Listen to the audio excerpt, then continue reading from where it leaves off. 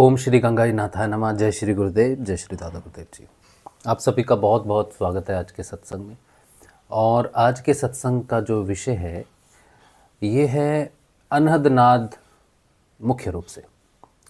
और जो भी ये पूरा देख लेगा, ये वीडियो थोड़ा लंबा ही होता है। वीडियो जो भी हम बनाते हैं, सत्संग होता है तो वीडियो थोड़ा लंबा होता है, लेकिन जानकारी आपको अच्छी मिल जाएगी। तो इस वीडियो को पूरा सुनने के बाद जो आपको मिलेगा वो ये कि अगर आपके कानों से आवाज़ आ रही है, आपको अनहद नाद सुनाई दे रहा है और आप अनहद नाद से अगर आगे जाना चाहते हैं, ठीक है, ये सत्संग आपको जो जानकारी देगा वो अनहद नाद के आगे कैसे जाना है उसकी जानकारी देगा। तो ये वीडियो अगर आप देखोगे तो पहले तो अनहद नाद के बारे में थोड़ा पता चलेगा आपको, और जो भी हमारा लोगों के साथ बातचीत रहती है, साक्षात्कार रहता है कि जिन्हें अनहद नाद सुनाई देता है। पिछले एक महीने में बहुत सारे लोगों ने अनहद नाद पर एक वीडियो हमारा देखा, बहुत लोगों ने कांटेक्ट किया और उन्हें हमने बताया। लेकिन फिर भी कुछ प्रश्न ऐसे होते हैं जो फिर बार बार आते हैं और थोड़े से और बेटर हो जाते हैं समझने के लिए समय के साथ।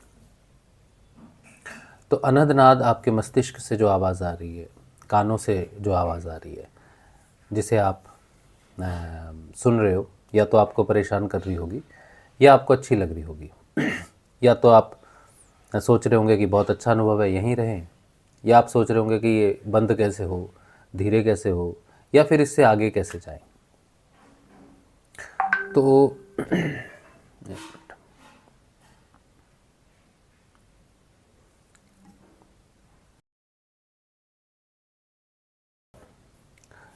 तो शुरू करते हैं फिर आज का सत्संग, है ना। अच्छा, मेरा नाम राज शिव है और मैं एक सिद्ध योग साधक हूँ। तो सिद्ध योग की साधना में मुझे 11 वर्ष से ज़्यादा हो गए और पिछले 6 वर्षों से मैं अनहद नाद सुन रहा हूँ। 6 वर्ष से थोड़े ज़्यादा ही हो गए होंगे। 2019 में मुझे सुनना शुरू हुआ था, अक्टूबर के आसपास, सितंबर अक्टूबर के आसपास। और मैं बहुत ज़्यादा देर तक अनहद नाद के क्षेत्र में नहीं रहा। कुछ लोग रहते हैं अनहद नाद में, कई वर्षों तक रहते हैं।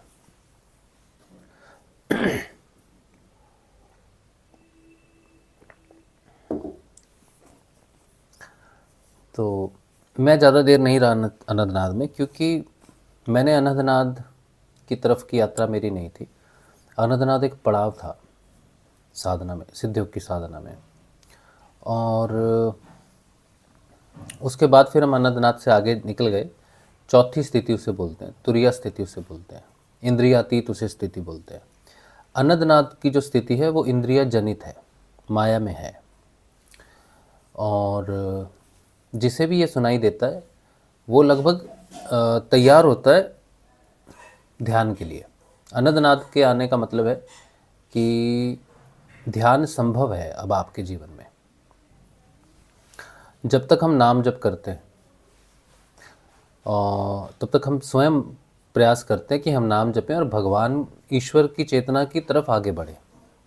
लेकिन जब अनहद नाद हमें सुनाई देना शुरू हो जाता है, आवाज़ जो आती है, मैं बताऊंगा आपको थोड़ा सा कि उसके सिम्टम क्या है, पहचान क्या है उसकी, अनहद नाद की। तो जब अनहद नाद हमें सुनाई देने लग जाता है तो ये समझना चाहिए कि ईश्वर हमारी तरफ बढ़ रहे हैं। अब जब ये अनहद नाद सुनाई देता है तो अनहद नाद हमारा वैसे तो वेलविशर है, हमारा भलाई चाहने वाला है, मित्र है। लेकिन इसका व्यवहार वैसे मित्रों जैसा होता नहीं है हमारा मित्र है, हमारा शुभ चिंतक है। लेकिन जब अनहद नाद हमारे जीवन में आता है तो इसका व्यवहार जो है ना, दुश्मनों जैसा होता है। और ये वो व्यवहार इसलिए करता है क्योंकि हमारी जो समझने की शक्ति है वो नहीं होती हमारे पास। हम समझते हैं तब जब हम पर विपत्ति आती है। भौतिक मनुष्य ईश्वर की तरफ तभी जाता है जब उसके ऊपर ऐसी कोई विपत्ति आती है जिसका समाधान उसे नहीं मिलता, फिर वो थक हार के भगवान को बुलाता ही है। तो अनहद नाद कभी कभी किसी के जीवन में विपत्ति बन के आता है। और ये मैं अपने अनुभव से बता रहा हूँ कि जो लोग हमें मैसेज करते हैं, फ़ोन करते हैं, तो वो तो बहुत परेशान होते हैं, लगभग टूटे हुए होते हैं पूरी तरह से, और बहुत डरे हुए होते हैं। तो मैं उन्हें कहता हूँ कि आप डरो मत। ये आपको डराता ज़रूर है, लेकिन कुछ नुकसान करेगा नहीं आपका। तो अनंतनाथ किसी प्रकार का कोई भी नुकसान नहीं करता किसी को भी। आज तक अनंतनाथ से किसी को नुकसान नहीं हुआ होगा, क्योंकि ये वैसी चीज़ नहीं है कि नुकसान करे। भगाता ज़रूर है, बहुत भगाता है, टेंशन देता है, रातों की नींद उड़ा देता है, डर पैदा कर देता है लेकिन नुकसान नहीं देता किसी प्रकार का, क्योंकि मित्र है ना, सच्चा मित्र है तो नुकसान नहीं देता और अपना काम करता है। तो जब तक आपको रास्ता नहीं मिल जाएगा, जो अनंतनाथ रास्ता आपको दिखाना चाहता है, जब तक वो रास्ता आपको नहीं मिल जाएगा तब तक वो परेशानी बना रहेगा। तो अनंतनाथ की पहचान पहले तो आप, अगर आपको सुनाई दे रही होगी आवाज़, तो पहले पहचान आप जान लो। अनंतनाथ की पहचान ये है कि ये कान के अंदर लगता है, इस एरिया में बज रहा है शुरू में। वो लेफ्ट में भी हो सकता है, राइट में भी हो सकता है। जब आप उस पर ध्यान लगाओगे तो आपको लगेगा वो घूम रहा है सिर में, कहीं सर में कहीं से आ रही आवाज़। ठीक है, बाहर से नहीं आती वो आवाज़, क्योंकि अब अगर आप कान बंद करोगे तो और भी ज़्यादा साफ सुनाई देगी। बाथरूम वगैरह में जाओगे जहाँ सब कोई आवाज़ नहीं होती है, तो सोने के समय रात को बड़ी स्पष्ट सुनाई देती है। कोई कोई कहता है कि हमें तो सिर्फ सुबह सुबह सुनाई देती है या रात को सुनाई देती है। वो इसलिए कि आप उस समय आवाज़ कम होती है बाहर की, इसीलिए वो अंदर की आवाज़ स्पष्ट सुनाई देती है। हमारे एक प्रिय जन है, मित्र तो नहीं, बड़े भाई जैसे हैं, वो बहुत सालों से प्रयास कर रहे हैं अनंतनाथ को सुनने के लिए। उन्होंने कहीं पढ़ा होगा कि अनंतनाथ होता है आध्यात्मिक विषय में, तो वो प्रयास करते हैं अनंतनाथ को सुनने का। अब कई तरह के प्रयास हैं, कान बंद करके ध्यान केंद्रित करो, या बाहर की किसी आवाज़ पर केंद्रित करते करते अपने अंदर जाओ, या अपनी हृदय की आवाज़ पर केंद्रित करो, या अपने अंदर की जो शून्यता है, जो सन्नाटा है, उस पर भी केंद्रित करो। इस तरह से प्रयास करते हैं कि सुने। हठ योग में इस तरह की जो क्रिया होती है जिसमें नाद को सुनने का अभ्यास किया जाता है, हालांकि नाद अभी प्रकट नहीं हुआ है, लेकिन फिर भी नाद को सुनने का अभ्यास किया जाता है। वो क्रिया है, उसमें ऐसे ही होता है। उसमें दोनों कान बंद करके बस अपने अंदर के सन्नाटे पर कंसंट्रेट करना होता है। ये हठ योग में क्रिया है। कितने लोग जानते हैं इस क्रिया को मुझे नहीं पता, लेकिन है, एंशियंट है, बहुत एंशियंट है, बहुत पुरानी क्रिया है। मुझे इसलिए पता है क्योंकि जब मुझे अनंतनाथ सुनाई देना नहीं शुरू हुआ था, तो कुंडलिनी क्रियाओं की सहायता से मुझे वो क्रिया होती थी। और जब वो क्रिया होती थी तो मैं ये सोचता था कि मैं क्या सुनने की कोशिश कर रहा हूँ, क्योंकि कुंडलिनी क्रियाएं स्वतः होती हैं, उसमें आपको कुछ करना नहीं पड़ता है। तो ऐसी बहुत सारी क्रियाएं कुंडलिनी में मुझे हुई, जो मुझे वैदिक फिलॉसफी को समझने में जिसने मेरी बड़ी सहायता की, हठ योग को समझने में बड़ी सहायता की मुझे। बाद में जब उन्हीं क्रियाओं से मुझे अनुभव होने लग गए, तब मुझे पता चला कि वो जो क्रिया थी, उस क्रिया से हम इस अनुभव तक पहुंचने की कोशिश करते हैं। तो अनंतनाथ को सुनने की भी क्रिया होती थी, और जब मुझे अनंतनाथ सुनाई देने लगा, उससे लगभग 1 साल पहले ही वो क्रिया शुरू हो गई थी होनी। और मैं नहीं समझ पाता था कि मैं अपने अंदर क्या सुन रहा हूँ, क्या सुनने की कोशिश कर रहा हूँ कान बंद करके। फिर बाद में मुझे पता चला कि हम क्यों सुनते हैं, क्यों जाते हैं अनंतनाथ की तरफ। हठ योग में जो वो क्रिया है, उसका मुख्य रीज़न क्या होता है, या क्यों की जाती है वो क्रिया। तो पहले मैं बताऊंगा आपको क्यों की जाती है वो क्रिया। पहले हम पहचान नाद की थोड़े से अच्छे से और देख लेते हैं। वैसे मैं भूल जाऊंगा बोलते बोलते, अगर मैं भूल गया तो आप जब प्रश्न पूछेंगे तो ये पूछ लेना कि अनदनाद को सुनने की क्रिया आखिर क्यों की जाती है। हिंट दे के रखता हूँ, हमने अनाहत क्षेत्र में पहुंचना है, ठीक है। हम अनाहत क्षेत्र में नहीं होते, हम या तो मणिपुर में हैं, स्वादिष्ठान में हैं, या फिर मूलधारा चक्र के एरिया में होते हैं। हमारी चेतना उसे ऊपर खींचने के लिए हम अनाहत में ही आवाज़ है, अनाहत में ही ध्वनि बज रही है। मतलब कहने का मतलब है, बज तो रही है, आपको सुनाई तो देती है कि सिर में है कहीं, लेकिन उसका अनुभव शुरू होता है हृदय क्षेत्र से, जिसे अनाहत क्षेत्र कहते हैं। इसीलिए इस ध्वनि को अनाहत कहते हैं या अनहद भी कहते हैं, दोनों कह सकते हैं, ठीक है। इसमें कोई दिक्कत नहीं है कि अनहद बोल दिया, अनाहत बोल दिया, एक ही बात है। अनहद का मतलब है जिसकी कोई हद नहीं है, अनलिमिटेड है, ना आदि है ना अंत है। और अनाहत का मतलब है जो किसी दो चीज़ों के टकराने से न पैदा हुई हो, स्वतः पैदा हुई हो। तो इस क्रिया को इसलिए किया जाता है कि हम अनाहत क्षेत्र में प्रवेश करें, अपनी चेतना को ऊपर खींचने का ये एक हठ योग की क्रिया है, ठीक है। बता ही दिया, बाद में याद करवाने की आवश्यकता नहीं है। पहचान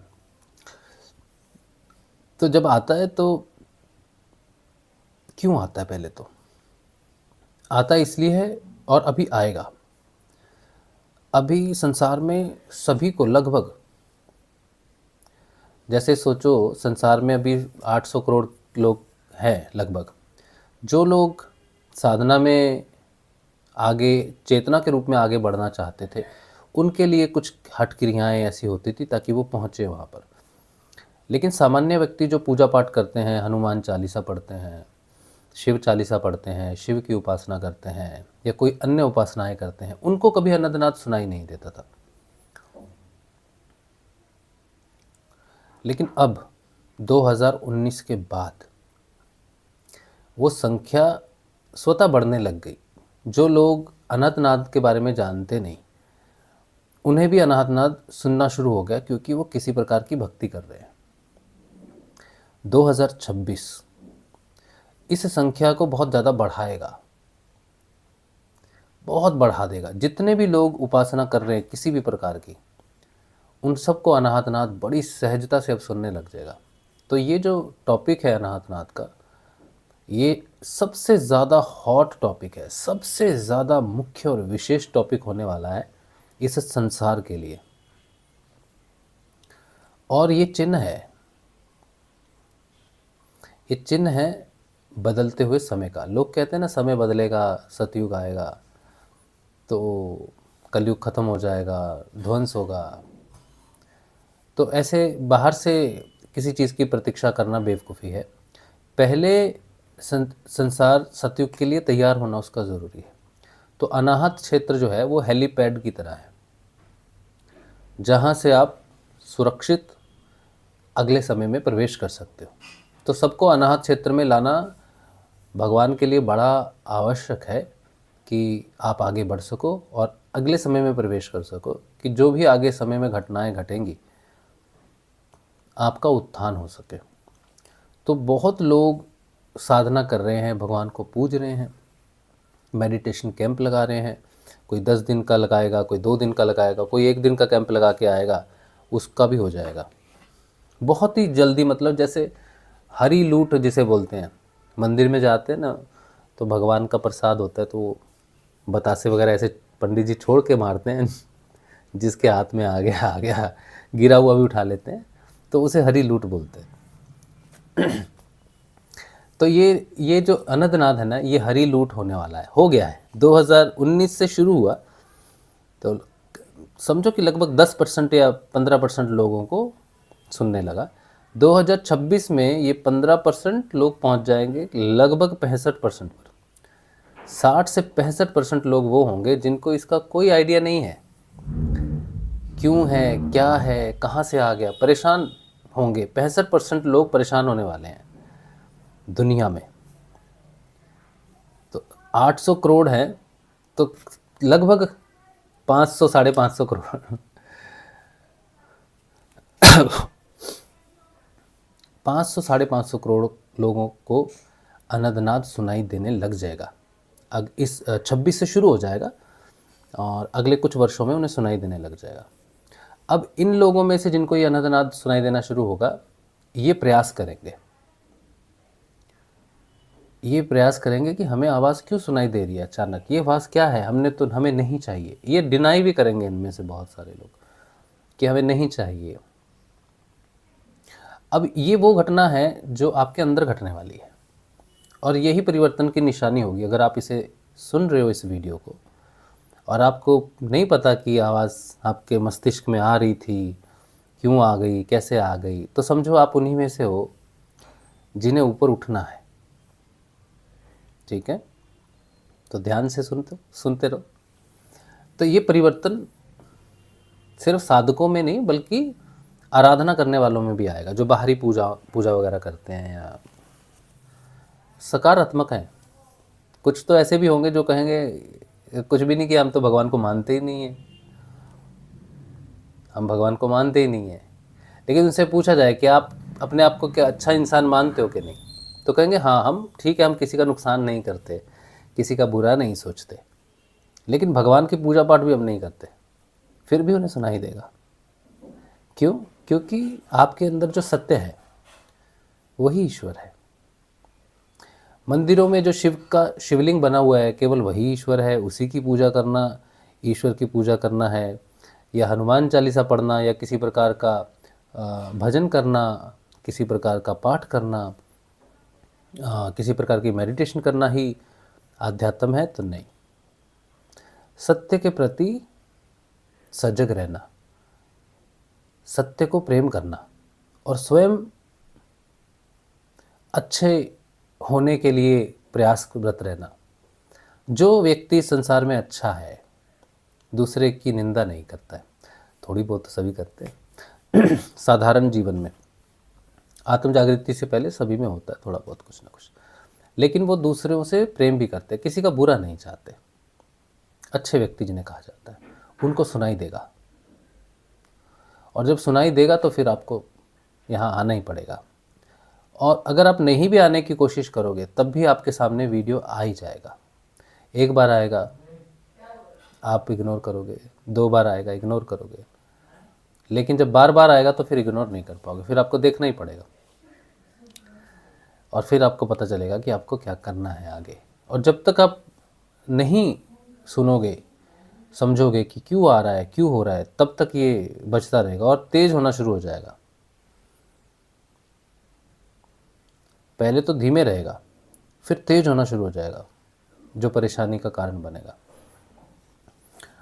और डॉक्टर कुछ नहीं कर पाएगा। डॉक्टर कहेगा कोई बीमारी नहीं है, MRI करवा लोगे सिर की, कुछ नहीं निकलेगा। कान टेस्ट करवा लोगे अपने, कोई प्रॉब्लम नहीं आएगी। हृदय करवाओगे, टेस्ट करवाओगे, कुछ नहीं निकलेगा, कुछ नहीं पता चलेगा। फिर इंटरनेट पर खोजोगे कि सिर में आवाज़ क्यों आती है। इसीलिए मैंने लिखा है मस्तिष्क की आवाज़, ताकि आप पहुंचो किसी तरह से यहाँ तक पहुंचो। जब ये आएगा तो आपको रात को जगाएगा 2-2:30 बजे नियमित रूप से। ठीक है, और ये कुछ पहचान बता रहा हूँ मैं आपको। और अचानक आप बैठे होंगे, सारी आवाज़ें अचानक, कान बंद हो जाएंगे आपके, और ये आवाज़ 7-8 सेकंड के लिए तेज़ हो जाएगी। सिर्फ यही सुनाई देगी आपको, बैठे बैठे, कहीं भी बैठे हो, किसी शोर में भी बैठे हो, ऑफिस में बैठे हो, घर में बैठे हो, टीवी देख रहे हो, कुछ भी कर रहे हो, अचानक से दोनों कान बंद हो जाएंगे और ये आवाज़ सुनाई देगी जो 7-8 सेकंड लगभग चलती है, और फिर अपने आप धीरे हो जाएगी।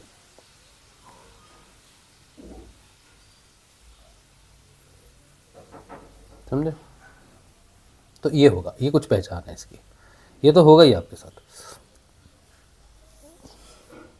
और जब अब आप टेस्ट करोगे इसको कि ये कोई बीमारी नहीं है बल्कि ये अनंतनाद है, तो कैसे टेस्ट करोगे? सबसे पहला टेस्ट क्या है?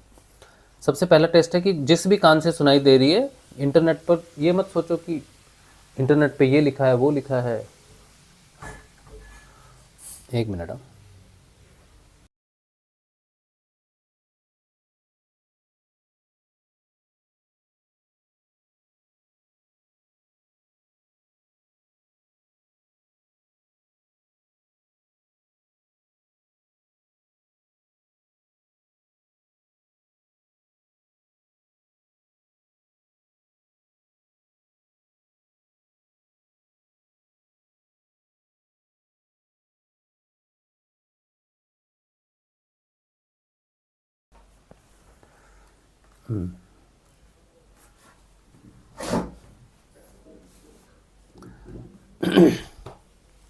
क्या बात कर रहे तुम लोग? तो अब आप जब इसको पहचान जो बता रहे, अब इसको ठीक पहचानने के लिए कि ये बीमारी नहीं है, अनंतनाद है, इस पर आप ध्यान केंद्रित करोगे। जब ध्यान केंद्रित करोगे, लेफ्ट राइट से कहीं से भी आ रही है, कोई समस्या नहीं है, लेफ्ट से भी आती है, राइट से भी आती है, ठीक है। कहीं कहीं इंटरनेट पे लिखा होता है लेफ्ट से आना अच्छा नहीं है, राइट से सुनो, कोई ऐसी बात नहीं है। राइट से भी आएगी ना, तो राइट पर ध्यान केंद्रित करोगे, वो लेफ्ट पर लेके आ जाएगा। हाँ, इसीलिए डरने की बात नहीं है। कहीं से भी आए, वो मस्तिष्क से आ रही है, बस इस एरिया में सुनाई दे सकती है, इस एरिया में सुनाई देती है, घूमती रहती है आवाज़ वो। तो जब आप इसको सुनोगे ध्यान से,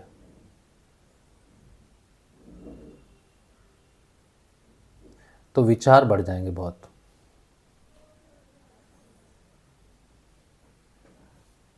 अचानक से विचार आ जाएंगे, ठीक है, सुनते सुनते आपको पता नहीं चलेगा। और जब भी आप इसे सुनने लगोगे तो सुन नहीं पाओगे। इसको सुनना बड़ा कठिन होता है। कठिन ये होता है कि इच्छा ही नहीं होती सुनने की। जब तेज रहेगा तब तो थोड़ा सुनोगे, जैसे धीरे हो जाएगा फिर नाद सुनने में मन नहीं करता है कभी कि बैठे सुने। लेकिन जब आप इसे सुनोगे तो विचार आएंगे बहुत ज़्यादा। वो ध्यान का एक स्तर है, प्रथम स्तर है। और जैसे ही अगर आप नियमित रूप से इसे सुनोगे तो ये धीमा हो जाएगा। अगर बहुत तेज है तो नियमित रूप से इसे सुनने से 2-4 मिनट सुबह सुन लिया, 10 मिनट शाम को सुन लिया, 10 मिनट सोने से पहले सुन लिया। और जब भी आप इसे सुनोगे तो आप कोई भी प्रकार का काम करते हुए नहीं सुनोगे। जैसे हेडफोन लगा रहे हो, हेडफोन लगा के आप सुन रहे हो, ये सुनना नहीं है। मेरा कहने का मतलब है कि अध्ययन करना है आपको। सुनना और अध्ययन करना अलग होता है। सुनते हम बहुत कुछ है, समझते नहीं है उस चीज़ को, उस पर ध्यान केंद्रित नहीं करते। लेकिन जब अनंतनाद को सुना जाता है तो उसका मतलब होता है कि अनंतनाद पर ध्यान केंद्रित करते हैं हम लोग। तो उसको बोलते हैं अध्ययन, स्टडी। क्या है, कौन सी आवाज़ आ रही है, 3, 4, 5, 6, 7, 10 आवाज़ें एक साथ आ सकती हैं। कौन सी आवाज़ सुने, कोई भी सुन लो जो सहज रूप से सुनाई दे रही है। कोई ऊंची कोई नीची आवाज़ ऐसी नहीं है कि इस आवाज़ पर केंद्रित करो, उस आवाज़ पर करो, किसी पर भी कर लो, ठीक है। और धीरे धीरे वो अलग अलग ध्वनियाँ सुनाई देंगी, जिसमें रात को जो झिंगूर होता है उसकी आवाज़ हो सकती है, सीटी की आवाज़ हो सकती है, घंटियाँ बजती हैं, टन टन टन टन टन टन टन टन टन टन टन टन टन लगातार बजती रहती है। घंटा, घंटी, किसी तरह की आवाज़ हो सकती है। सुपरसोनिक आवाज़ होती है, चिंग करके चलती है। किसी किसी को, कोई कहता है हमें ओम सुनाई देता है, हो सकता है। किसी को वीणा सुनाई दे सकती है, वीणा की तरह कोई तार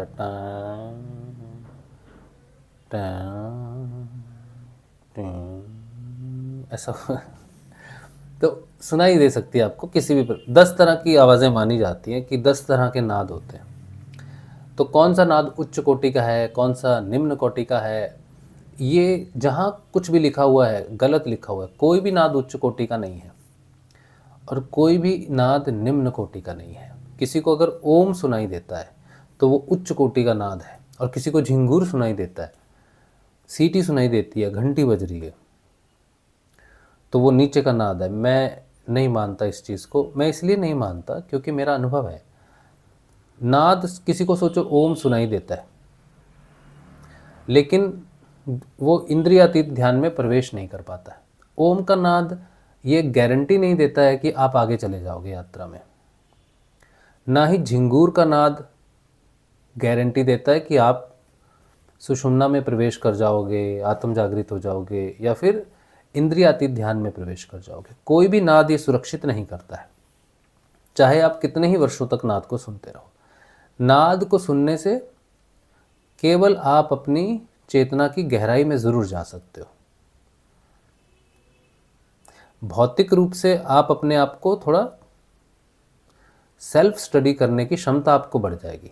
स्वयं की तरफ देखने की क्षमता बढ़ जाएगी आपको। आप अपने आप को क्रियात्मक बदलाव से एक अच्छा इंसान, बेहतर इंसान बना सकते हो। लेकिन आत्म जागृति नाद सुनने से नहीं आती है। ये सबसे मुख्य बिंदु है इस पूरे सत्संग का, कि अगर आपको नाद सुनाई दे रहा है, अगर आप नाद अध्ययन कर रहे हो और ये सोच रहे हो कि नाद अध्ययन से आप इस जगत से दूसरे जगत में चले जाओगे, तो नहीं होगा ऐसा। अनहद नाद स्वतः आत्म जागृति नहीं देता है। हालांकि अनहद नाद इस जगत और उस जगत के बीच का एक ब्रिज जरूर है। अंतिम अनुभूति है भौतिक जगत की। इसे सुनते हुए ही हम इस जगत से दूसरे जगत जा सकते हैं। लेकिन दूसरे जगत में तभी जा सकते हैं जब हम दूसरे जगत में जाने के लिए आत्म रूप से चेतन है। और ये आत्म चेतना अनहद नाद नहीं देता है। ये आत्म चेतना किसी पद्धति से नहीं आती है, ना अलोम विलोम से आती है, ना सांसों पर ध्यान केंद्रित करने से आती है, ना सोहम जपने से आती है, ना कोई गुरु मंत्र जपने से आती है। किसी भी प्रकार का कोई भी संसार का शब्द है, चाहे वाहे गुरु जी है, चाहे हरि है, चाहे कृष्ण है, चाहे कुछ भी है, कोई भी जो है, जो भी नाम आप जप रहे हो, वो आपको चेतन नहीं करता, आत्म रूप से चेतन नहीं करता। चेतन होना, आत्म रूप से चेतन होना केवल केवल और केवल अनुग्रह से होता है। केवल अनुग्रह से आत्म चेतना होती है। और किसका अनुग्रह होना चाहिए? गुरु का। और वो गुरु कौन होना चाहिए? स्वयं आत्म स्वरूप होना चाहिए। जो गुरु परमात्मा लीन है, परमात्मा की अवस्था में है, केवल वही अपने अनुग्रह से अपने शिष्य को आत्म रूप से चेतन कर सकता है। और कोई तरीका नहीं है।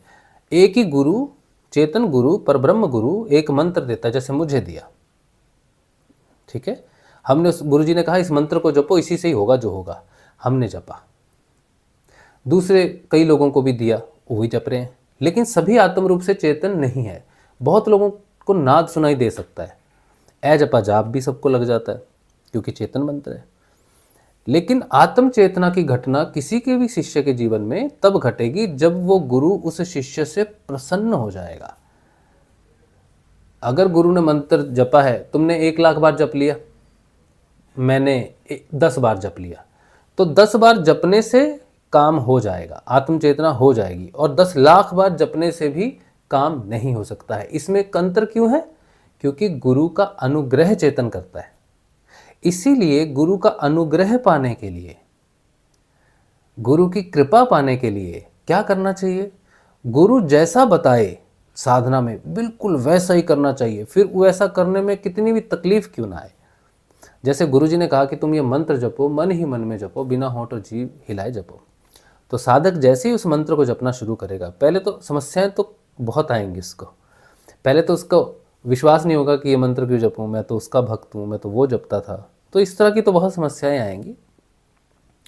लेकिन अगर सोचो कोई व्यक्ति सारी समस्याओं को, दूसरी पूजाओं को सब नमस्कार करने के बाद गुरु मंत्र को जप शुरू भी करता है, तो जैसे ही वो जप करना शुरू करेगा, वो जो जप गुरु ने बताया कि मन मन में करना है, उसकी जीभ हिलेगी, होंठ हिलेंगे, कॉन्शियस हो जाएगा, मंत्र जपा ही नहीं जाएगा मन मन में, उच्चारण ही नहीं होगा मन में। तो इस तरह की समस्याएं आएंगी उसको।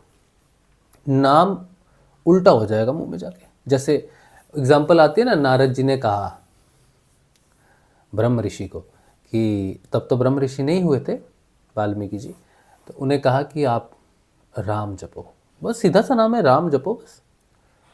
लेकिन क्योंकि उसमें गुरु नारद की चेतना है और जो जपने वाला शिष्य है अभी उतना उस चेतना को धारण कर नहीं सकता ना, उसके अंदर की जो गुण है वो धारण नहीं करने देंगे, उसको उस पथ पर चलने नहीं देंगे।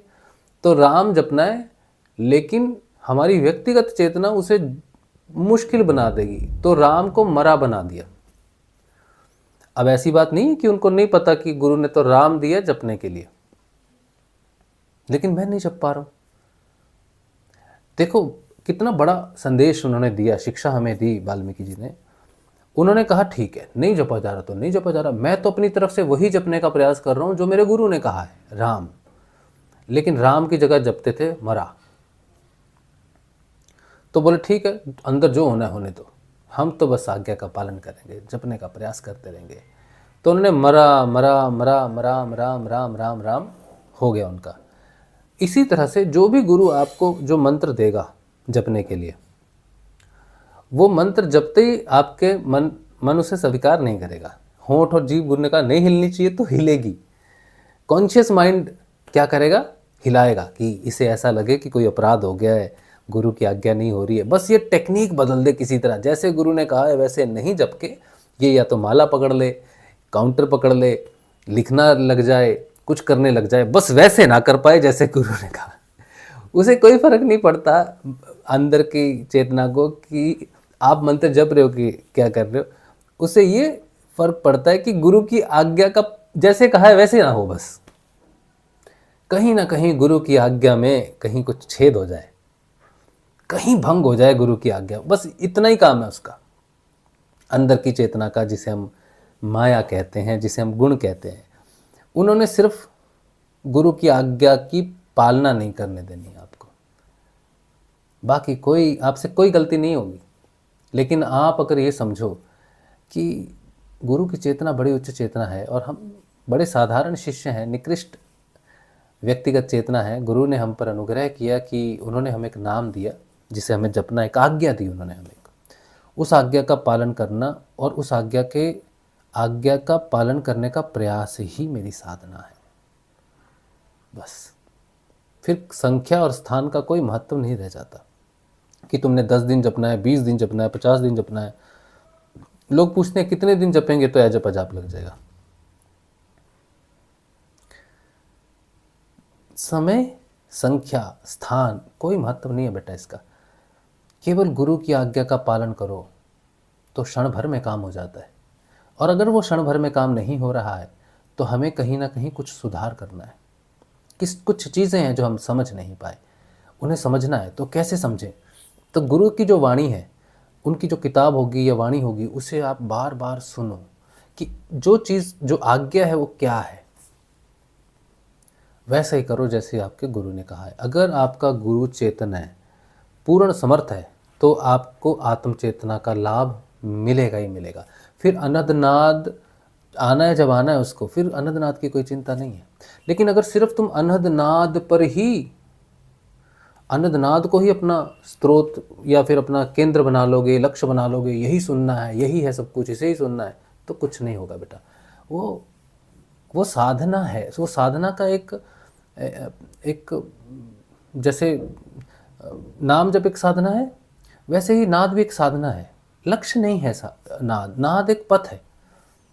नाद की सबसे विशेष बात ये है कि नाद इस पूरे ब्रह्मांड में है। अंतिम लोक से लेकर नीचे के पूरे लोक तक नाद है, लेकिन कहीं व्याप्त है, कहीं अव्याप्त है। इस संसार में, इस मनुष्य योनि में अनाहत क्षेत्र, जो हृदय क्षेत्र है, जो नीचे के तीनों लोकों को पार करके भू भुव स्वः, ये 3 लोक हैं नीचे के, जो अंधकार में होते हैं। इन्हें भौतिक जगत कहा जाता है, जिसमें माया का पूर्ण प्रभाव रहता है, अंधकार, बुद्धि का प्रकाश नहीं होता यहाँ पर। तो ये भू भुव स्वः मणिपुर चक्र तक होता है। मूलधारा भू, स्वादिष्ठान भुव और मणिपुर स्वः, ये 3 है। ये गायत्री मंत्र में भी आता है ना, ओम भूर्भुव स्वः तत्सवितुर्वरेण्यम भर्गो देवस्य धीमहि धियो यो नः प्रचोदयात्। तो वो प्रकाश जो दिव्य है, जो आत्म स्वरूप है, जिसे गायत्री के नाम से जाना जाता है, वो मेरे इन तीनों अंधकार लोकों को प्रकाशित करे, मेरे भौतिक जगत को प्रकाशित करे। तो वो प्रार्थना है उस दिव्य प्रकाश को भौतिक जगत में उतारने की। अब कोई भी मनुष्य जब इस स्वह से ऊपर महर लोक में प्रवेश कर जाता है, अनाहत क्षेत्र में प्रवेश कर जाता है, तब उसे भगवान की पहली अनुभूति शब्द के रूप में प्रकट हो जाती है और उसे कहते हैं अनाहतनाद। समझे? और ये जो क्षेत्र है, अनाहत क्षेत्र है, ये भी माया में है। कंठ क्षेत्र है, इसे तपलोक भी कह सकते हैं, ये भी माया में है। और ऊपर में आज्ञा चक्र, जिसे हम जनलोक कहते हैं, जो माया से अतीत है, माया से परे है, जो प्रलय में नष्ट नहीं होता। तो ये जो आज्ञा चक्र से नीचे नीचे महरलोक तक नीचे है तो माया में, लेकिन प्रकाशित है, भगवान के अनुभव से, भगवान की चेतना से प्रभावित हैं, प्रकाशित है। तो इसी अनाहत क्षेत्र से ही वो द्वार है जिसे हृदय द्वार बोलते हैं, जिसे हिरण्यगर्भ में जाने का रास्ता बोलते हैं, प्राणमय क्षेत्र में है वो, इस भौतिक शरीर में नहीं है, प्राणमय कोश में है। उसी में द्वार है जिसे हृदय द्वार, हरिद्वार जिसको आप जानते हो, जो उत्तर प्रदेश में जो उत्तराखंड में हरिद्वार जिसे आप मानते हो ना, वो यहाँ है। हरि का द्वार हृदय, अनाहत।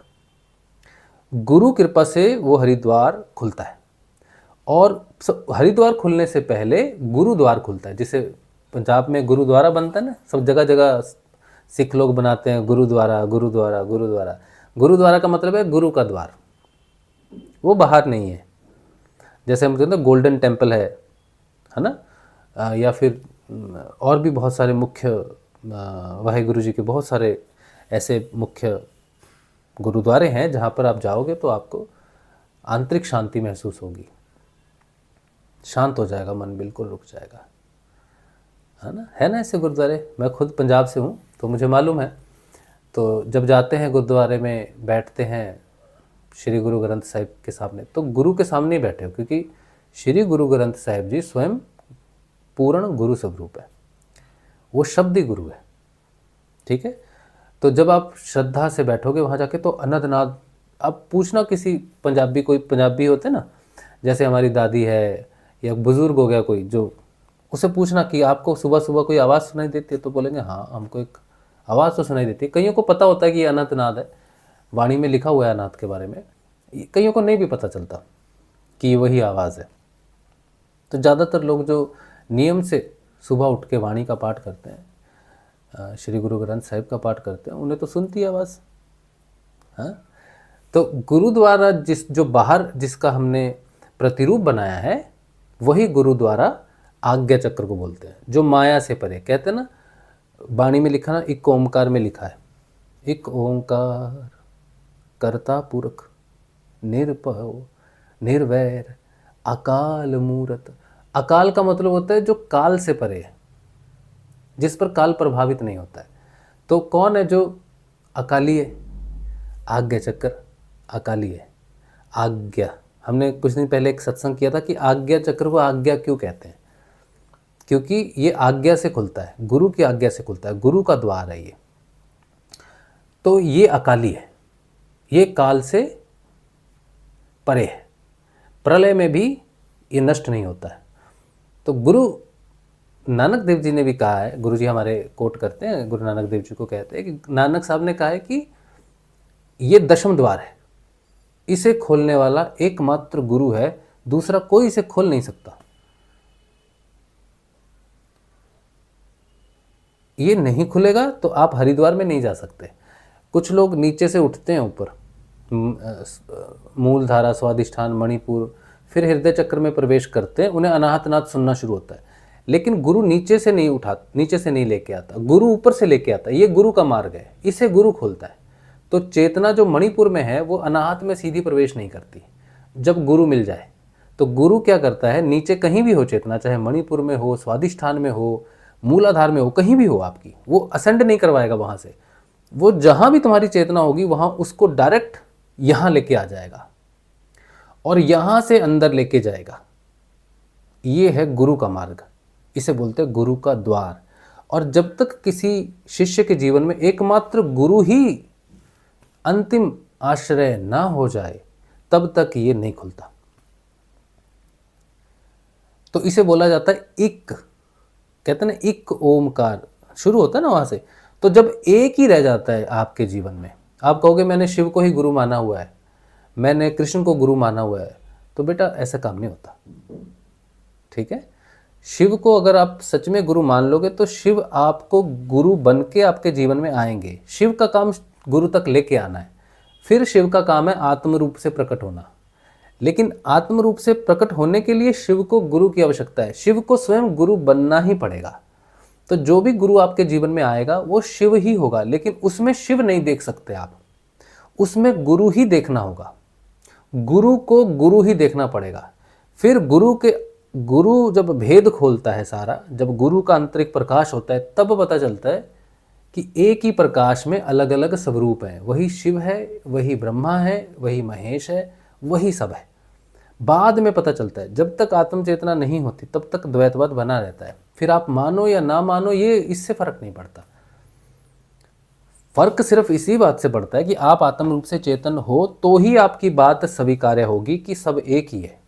अगर आप आत्म रूप से चेतन नहीं हो, अगर आपने आज्ञा चक्र पर एक भी विजिट नहीं किया है तो आप कितना भी ज्ञान झाड़ लो, वो आपके किसी काम नहीं आएगा, मट्टी हो जाएगा। चाहे कितने शास्त्र आपने पढ़े हैं, चाहे कितना ही मेडिटेशन से आपने अपने आप को शांत करके रखा है, कितनी ज्ञान की बातें करते हो, भलाई की बातें करते हो, दान करते हो, पुण्य करते हो, कुछ भी करते हो, लेकिन आज्ञा चक्र पर अगर एक क्षण के लिए भी कभी नहीं गए तो सारा ज्ञान मट्टी हो जाएगा, कुछ भी काम नहीं आएगा। और आज्ञा चक्र पर जाने वाली नाड़ी सुषुम्ना, सुषुम्ना का द्वार हरिद्वार में है। हरिद्वार तक लेके जाने का जो रास्ता है वो यमपुरी का है, और यमपुरी यहाँ से लेकर हृदय तक उल्टा रास्ता जो है यमपुरी का है। अगर कोई व्यक्ति मणिपुर से अनाहत में आए तो यमपुरी के दर्शन नहीं होंगे उसको, लेकिन अगर कोई गुरु के साथ आए तो गुरु जब आज्ञा द्वार से प्रवेश करवाएगा तो प्रवेश होगा। गुरुद्वार कहाँ खुलता है? यमपुरी में खुलता है।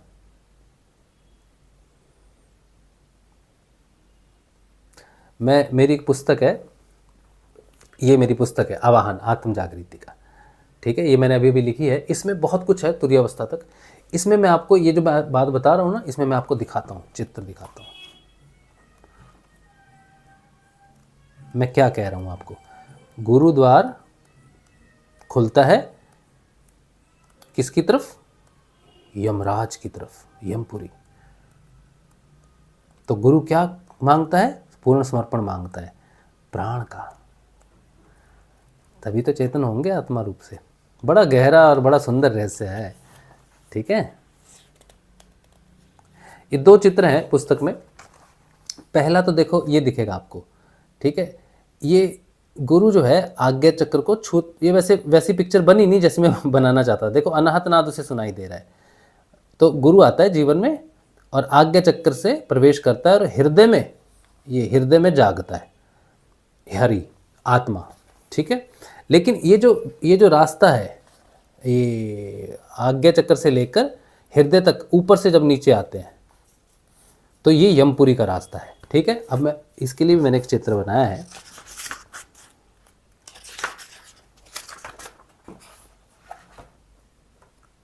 ये पुस्तक आप खरीद सकते हो, इसमें बहुत कुछ जानकारी है। एक में तो एक 11 साल का सत्संग है, ठीक है। 450 रुपये इसकी वैल्यू है पुस्तक की। आप मुझे व्हाट्सअप करें 8777211139, नीचे लिखा हुआ है नंबर। अमेज़ॉन से भी खरीद सकते हो, लेकिन अमेज़ॉन से 50 रुपये महंगी पड़ती है। डायरेक्ट व्हाट्सएप से करोगे तो 450 रुपये की मिलेगी।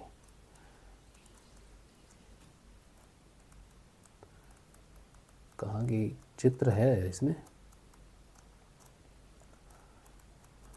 अच्छा, ये वो चित्र में मैंने दिखाया है कि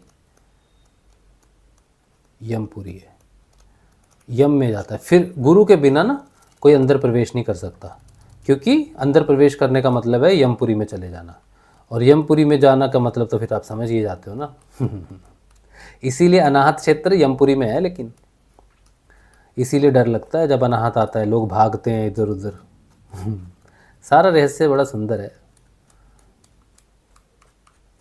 हाँ, ये रहा, देखो आत्म सिद्धि बोल के एक चैप्टर है, 3rd चैप्टर है पुस्तक में। ये देखो, ये दिख रहा है आपको क्लियर? अच्छा रुको, मेरे पास इसकी सॉफ्ट कॉपी है। ये पुस्तक आप लोगे तो आपको साधना की बहुत जानकारी, गुरु की जानकारी, और भी बहुत अच्छी अच्छी जानकारी इसमें मैंने दी हुई है। मैं आपको दिखाता हूँ जो मैं कह रहा हूँ। ये सब ना मैं तैयार करके इसलिए नहीं रखता बेटा कि मुझे पता नहीं होता मैंने क्या करना है, क्या बोलना है, किस विषय पर बोलना है। विषय तो कभी मालूम रहता है, लेकिन उसमें क्या एक्सप्लेनेशन जाएगी वो मुझे नहीं रहती पता।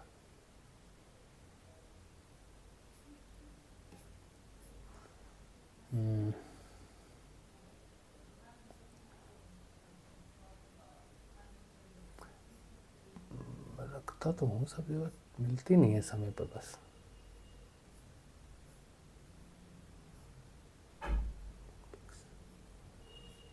हाँ, ये वाली पिक देखो, दिखाई दे रही है? ठीक कर रहा हूँ, रुको 1 मिनट। हाँ,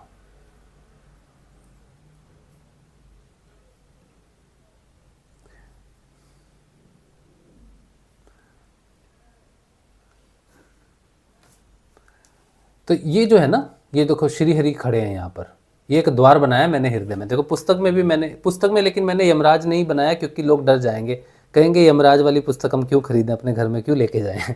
क्योंकि पहले जो मैंने इसका कवर बनाया था उसमें ऐसा ही कुछ बनाया था, लेकिन लोग डर जाते हैं ना, भौतिकता में समझते नहीं है कि यमराज, डरने की बात नहीं है। हाँ, तो श्री हरि इस गोल्डन गेट में खड़े हैं, इसे हिरण्यगर्भ कह लो। और ये आज जो हृदय दिखाया है ये हिरण्यगर्भ है, और ये सूक्ष्म लोक में है, मतलब मणि प्राणमय जगत में है, जहाँ सुषुम्ना जुड़ी हुई है नीचे से, यहाँ से, ठीक है। फिर वो नीचे जाती है, फिर नीचे से ऊपर आती है। और ये जो लड़का यहाँ मैं खड़ा हुआ हूँ, मेरी फोटो देख रहे हो आप, हाथ जोड़ के खड़ा हूँ, ये आज्ञा द्वार के अंदर घुसा हुआ है, समझो यहाँ से अंदर चला गया, लेकिन अंधकार है सारा। और यमपुरी शुरू होती है, वहाँ पर यमराज खड़ा होता है, मृत्यु भय प्रकट होता है। और ये जो मृत्यु भय है ये किसके लिए है? व्यक्तिगत चेतना के लिए है।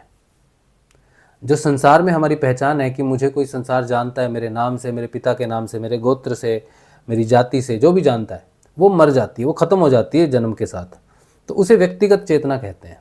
तो यमराज कहता है कि आगे कौन जा रहा है, जैसे मेरा नाम राजू शर्मा है, तो यमराज पूछ रहा है आगे कौन जा रहा है, तो मैं कहूँगा राजू शर्मा जा रहा है, तो बोला नहीं जा सकता, तू एक व्यक्ति विशेष है, तू नहीं जा सकता आगे, तुझे तो भस्म होना है। भस्म होने के लिए तैयार है? तो नहीं नहीं नहीं, मुझे नहीं मरना, लेकिन मुझे आगे जाना है। तो यम कहता नहीं जा सकता बेटा। तो फिर व्यक्ति कहता कि मुझे जाना ही है, चाहे जो भी हो जाए। तो बोला फिर मरना पड़ेगा। तो बोला ठीक है, मेरा गुरु देख लेगा। तो गुरु के भरोसे, हाँ। तो फिर यमराज गला काट देता है, किसका? व्यक्तिगत चेतना का, अहम का, मैं, मेरा, ये खत्म हो जाता है। और फिर भगवान यहाँ पर आत्म रूप से प्रकट होते हैं। ये योग शुरू होता है यहाँ से। तो यहाँ से जब आत्म चेतना आप अंदर चले जाते हो तो आप व्यक्ति नहीं रहते, फिर आप आत्म चेतना के रूप में सुषुम्ना में भगवान के स्वरूप में, भगवान के अंश के स्वरूप में सुषुम्ना में प्रवेश करके सीधे आज्ञा चक्र पर पहुँचते हो। अब फिर से जब आज्ञा चक्र पर पहुँचते हो तो उस आज्ञा चक्र को बोला जाता है प्रयागराज, जो जहाँ पर अभी महाकुंभ लगा था, जिसे योग स्थान कहा जाता है। योग, तो ये पहले जब प्रवेश करते हैं तो गुरुद्वार, गुरु ही खोलता है बस इसको, फिर यमपुरी, फिर हृदय द्वार, हरि का द्वार, फिर सुषुम्ना नाड़ी से प्रवेश करके माया से बाहर जो क्षेत्र चला जाता है, जिसे संगम कहते हैं, जहाँ पर योग होता है आत्मा और परमात्मा का, उसे प्रयागराज कहते हैं, योग स्थान जो अकाली है। और जिसका एक क्षण का भी ये योग हो गया मतलब उसकी आत्मा चेतन हो गई। फिर वो भगवान श्री हरि गीता में कहते हैं जिसे मेरा एक क्षण का भी योग प्राप्त हो जाता है, फिर मैं उसे जन्म और मृत्यु के चक्कर से बाहर निकाल लेता हूँ। यहाँ से शुरू होता है अध्यात्म, यहाँ से शुरू होता है लय, यहाँ से शुरू होता है बूंद का समंदर में मिल जाना, यहाँ से शुरू होती है अंतिम यात्रा हृदय से, जहाँ से भगवान, और यहाँ तक लाने वाला अनहदनाद। अनहदनाद इस अनाहत क्षेत्र में जब आ गया तो समझो आपको गुरु ढूंढना है जो आज्ञा द्वार खोल सके। तो अनाहदनाद आपको आत्म चेतना की तरफ लेके जाने के लिए है। तो आपको अगर अनाहतनाद नहीं भी सुन रहा है लेकिन फिर भी आपके जीवन में गुरु आ गए, ये गुरु की जानकारी आ गई, तब भी समझ लो कि अनाहतनाद आएगा। ज़रूरी नहीं है कि अनाहतनाद आएगा उसके बाद ही आत्म चेतना आएगी, गुरु पहले आ सकता है। कईयों को नाद सुनाई भी देने लग जाता है बिना गुरु के। ठीक है, अच्छा ये चित्र हटा दें, देख लिया आपने।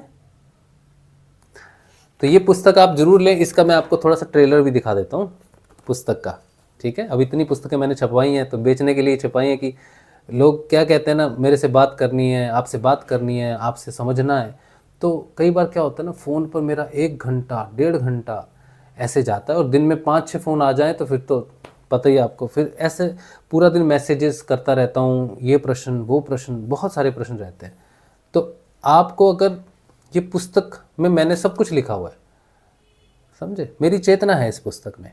तो आप जब इस पुस्तक को पढ़ोगे ना तो आपको मेरा सानिध्य प्राप्त होगा, एक मित्र का। मैं गुरु नहीं हूँ, शिष्य ने लिखी है ये पुस्तक। ठीक है, तो शिष्य बनना क्या है, शिष्य क्या होता है, शिष्य कैसे बनना है, साधना कैसे करनी है, गुरु की जानकारी, साधना पथ की जानकारी, तो इसमें आपको आपके बहुत सारे प्रश्नों का जवाब मिलेगा। ठीक है, तो ये पुस्तक जिसके पास होगी, समझो मैं अब उस रूप में हूँ आपके पास, पुस्तक के रूप में। तो बहुत सारे प्रश्न, अगर फिर भी नहीं मिलता आपको इसमें से कोई प्रश्न, तो फिर आप उसके बाद आप मुझे व्हाट्सअप कर सकते हो, उसके बाद आपको कुछ बात करनी है तो कर सकते हो। लोग कहते हैं आप सत्संग करते हो तो फ़ोन उठाओगे कि नहीं उठाओगे। ये बात सही है कि मैं बहुत व्यस्त रहता हूँ। ठीक है, आप तो फ़ोन करने वाले हो, लेकिन मैं अकेला फ़ोन रिसीव करने वाला हूँ, और बहुत सारे मैसेजेस की रिप्लाई करने होते हैं मुझे, बहुत कुछ होता है। तो डेफिनेटली मैं बहुत व्यस्त रहता हूँ। लोग कहते हैं आप फ्री कब होगे, तो मैं ये सोचता हूँ कि मैं क्या बोलूँ, कब मैं फ्री होऊंगा। फ्री होने का तो कोई चांस ही नहीं है ही नहीं, मतलब फ्री टाइम है ही नहीं। तो मैं ये कह देता हूँ ठीक है, आप 2 दिन बाद फ़ोन कर लेना सीधा, तो ये बड़ा मुश्किल हो जाता है ना। तो अगर आप, और बहुत बहुत कीमती बुक नहीं है, बस 450 रुपये इसकी कॉस्ट है, तो आप वो भी कोरियर वगैरह मिला के, तो ये आपको बहुत अच्छा मार्गदर्शन मिलेगा इससे। तो अनाहत नाद पर इस तरह से आप अनाहत नाद अगर आपको सुनाई दे रहा है और उसकी पहचान आपको मैंने बताई है कि उसको सुनोगे तो वो धीरे में होगा, और इसको बंद करने के लिए आप किसी प्रकार का कोई भी, आपको कुछ नहीं करना है, बंद वगैरह नहीं करना है। आप इसको सही दिशा में लेके जाओ तो अनाहत नाद आपको प्रवेश करवा देगा। और एक चीज़ है कि जब हम साधना करते हैं तो साधना शुरू होती है नाम जप से, गुरु जैसा बताता है, ध्यान से ही शुरू होती है ना। लेकिन एक समय जब आपके जीवन में आत्म जागृति की घटना घट जाएगी, उसके बाद सारे साधन, नाम जप, नाद अध्ययन, सब कुछ गौण हो जाता है। गौण का मतलब है कुछ भी महत्वपूर्ण नहीं रहता। नाद सुनना भी अब अनिवार्य नहीं रहता, नाम जपना भी अनिवार्य नहीं रहता, कुछ भी अध्यात्म में अब कुछ भी नहीं करना है, छुट्टी। अब जो होगा अपने आप होगा। अब ध्यान लगेगा, आपका ऊर्जा उठेगी, ध्यान लगेगा, किसी तरह की कोई परेशानी नहीं है। कुछ लोग कहते हैं मेरी ऊर्जा मेरे सिर में घूम रही है, मैं परेशान हूँ। आप एक बात समझो कि आध्यात्मिक ऊर्जा कभी आपके जीवन को निस्ते नाबूद करने नहीं आती, तबाह करने नहीं आती, वो सिर्फ और सिर्फ आपको शांति देने के लिए आती है। कई बार जब ऊर्जा ऊपर उठती भी है तो सहज भाव से उसे स्वीकार करना चाहिए, शांत होना चाहिए, परेशान नहीं होना चाहिए, तड़पना नहीं चाहिए, अपने अंदर अपने भय को, अपनी मुसीबतों को दूसरों के सामने नहीं रखना चाहिए। मैं पागल हो जाऊंगा, मैं परेशान हो जाऊंगा, मैं ये हो जाऊंगा, ये सही तरीका नहीं है। आध्यात्मिक ऊर्जा आपको किसी प्रकार से नुकसान नहीं देती है, बस सहज भाव से उसे स्वीकार करना ही होता है, बस इतना ही काम होता है। सहजता ही आध्यात्म है, सहज व्यक्ति ही आध्यात्म पर आगे बढ़ता है, समझे। तो नाम जप से हमारी प्राण ऊर्जा ऊपर उठती है। ऊपर क्यों उठती है? क्योंकि हमारी बुद्धि में जो नाड़ियां हैं, जिन नाड़ियों में प्रकाश होना है, जिन नाड़ियों का खुलना ज़रूरी है पूर्ण चेतना के लिए, उन नाड़ियों में प्रेशर पड़ता है प्राण के ऊपर उठने से, इसलिए दर्द होता है सिर में। नाद सुनता है कोई तो सिर में दर्द हो सकता है, चींटियाँ वगैरह रेंगती हैं, ऊर्जा सिर में घूम रही है। तो ये सहज, पहले तो लोग ये भी सोचते हैं कि मेरे सहस्रार में ऊर्जा घूम रही है। जब तक तुम आत्म रूप से चेतन नहीं हो, तुम्हारा कोई सहस्रार से कोई कनेक्शन नहीं है, तुम्हें कोई सहस्रार में कोई क्रिया नहीं होती, इसलिए सहस्रार का अनुभव क्रिया से नहीं हो सकता। अगर तुम कहो कि मेरे को यहाँ कुछ हो रहा है, मेरे सहस्रार में हो रहा है, तो सहस्रार क्रियाहीन है। कोई भी क्रिया जो होती है वो आज्ञा चक्र से नीचे नीचे के लिए होती है बस। आज्ञा चक्र में कोई क्रिया नहीं होती। ध्यान है, आज्ञा चक्र ध्यान है, समाधि है, कोई क्रिया नहीं है। कुछ नहीं हो रहा तुम्हारे सहस्रार में। जो हो रहा है तुम्हारी खोपड़ी में हो रहा है, तुम्हारे सिर में हो रहा है, तुम्हारे ब्रेन में हो रहा है, और वो भी कोई भयंकर चीज़ नहीं है, सिर्फ ब्रेन को खोलने के लिए, ताकि उन नाड़ियों में ऊपर की चेतना जब नीचे उतरेगी तो उन नाड़ियों में तुम्हें वो नाड़ियाँ प्रकाशित हो जाएंगी। अब वही नाड़ियाँ तुम्हें जो प्रकाशित हो जाएंगी तो तुम्हें प्रकाश के रूप में आज्ञा चक्र पर तुम ध्यान केंद्रित करोगे, तुम्हें प्रकाश दिखाई देगा। लोग कहते हैं मुझे प्रकाश दिखाई देता है, इसका क्या मतलब है? तो इसका मतलब है कि तुम्हारी कोई नाड़ी है जिसमें वो प्रकाश तुम्हें दिखाई दे रहा है, और ये आत्म जागृति से पहले भी प्रकाश दिखाई दे सकता है। आत्म जागृति की निशानी केवल और केवल इंद्रिया अतीत ध्यान है। तुरीयावस्था केवल आत्म जागृति के बाद ही मिलती है। उससे पहले अगर तुम ध्यान में हो, तुमने कहा मैं तो अभी बैठा था, 4 घंटे बीत गए, मुझे पता नहीं चला, तो हो सकता है कि ध्यान की शांत अवस्था है। माया में हो सकता है ऐसा, पता नहीं चलता समय का। और बहुत सारे अनुभव हैं जो माया में होते, लगते हैं बड़े दिव्य हैं और लगते हैं बड़े ऊंचे हैं, लेकिन आत्म जागृति का केवल एक ही अनुभव है, और वो कॉमन है सारे संसार के लिए। जितने भी लोग हैं इस संसार में और उनकी आत्मा चेतन होगी तो उन्हें ये वाला अनुभव ही होगा। चाहे वो 100 अनुभव बता दें आपको, मैं इस लोक में गया, मैं उस लोक में गया, मैं आउट ऑफ बॉडी चला गया, मेरा पूरा शरीर सुन्न हो गया, मैं 4 घंटे तक मुझे पता नहीं चला मैं कहाँ हूँ, क्या हूँ, कुछ भी हूँ, कुछ भी अनुभव हो, मुझे लाइट दिखती है, प्रकाश दिखता है, शिव दिखता है, कृष्ण दिखता है, ये दिखता है, वो दिखता है, मैं हवा में उड़ गया, मैं ये हो गया, कोई भी अनुभव हो, कुंडलिनी को देखा, इसको देखा, भविष्य देखा, भूत देखा, ये देखा, वो देखा, भूत मतलब भूतकाल, कुछ भी है, हजारों करोड़ों अनुभव है, एक से एक उच्चतम है। फिर भी अगर उसने एक अनुभव नहीं बताया कि मैं इंद्रियातीत हो गया, उसको इंद्रियातीत मालूम नहीं होगा, इंद्रियातीत बात ही नहीं करेगा। इंद्रियातीत का मतलब होता है वहां कुछ भी नहीं है। कोई कहेगा शून्य अवस्था है, तो मैं ये मानता हूं कि इंद्रियातीत शून्य अवस्था नहीं है। इंद्रियातीत अवस्था, जब कोई इंद्रियातीत में जाता है तो अपने शरीर के अंदर से जाता है। ये भौतिक शरीर में महसूस होता है ना, इसी तरह से हमारे अंदर एक सूक्ष्म शरीर है जिसे हम भाव शरीर बोलते हैं, प्राणमय कोश बोलते हैं उसको। जो व्यक्ति इंद्रियातीत ध्यान में जाता है उसे प्राणमय कोश का अनुभव होना शुरू हो जाता है, और प्राणमय कोश का अनुभव जल की तरह है। जल ऊपर उठता है, प्राण ऊपर उठता है, महसूस होता है अंदर जल की तरह, और वहां से वो चला जाता है आगे, उसके आगे कोई अनुभव नहीं है। सूक्ष्म शरीर, भाव शरीर के आगे किसी शरीर का अनुभव नहीं होता है, सीधा पार चला जाता है, क्योंकि प्राण ही है जो इस जगत से उस जगत में लेके जाता है। सुषुम्ना में प्रवेश हो गया, फिर आप चले गए यहाँ। अब यहाँ ना शरीर है, ना कोई इंद्री है, ना ही मन है, तो कोई जानकारी नहीं हो सकती आपको। हमको जितनी भी जानकारी होती है स्पर्श करने से होती है। मैंने इसको टच किया, ठंडा है, गर्म है, देखा, देखने से ज्ञान हुआ, है ना, टच से हुआ, जीभा से, रस से हुआ, सुनने से हुआ। 5 इंद्रियां होती ना हमारी, सूंघना, सुनना, देखना, स्पर्श करना, रसना, इस टेस्ट करना, और 6ठी इंद्री मन, आभास होना।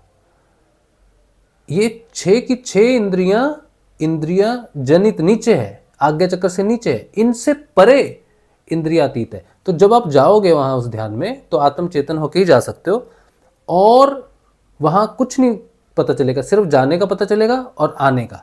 आओगे तो पता चलेगा कि मैं, जैसी चेतना आएगी तो पता चलेगा कि मैं शरीर में आया हूँ, मैं ये व्यक्ति हूँ, मैं यहाँ बैठा हूँ। तो 4 से 5 सेकंड, 3 से 5 सेकंड लगते हैं अपने आप को बैक रियलाइज करने की कि मैं शरीर हूँ।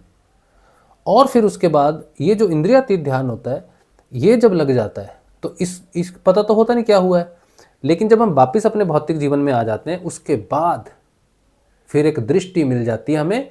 उस दृष्टि से हम स्वयं को देख सकते हैं, झूठ बोलते हुए, ईर्ष्या करते हुए, क्रोध करते हुए, है ना।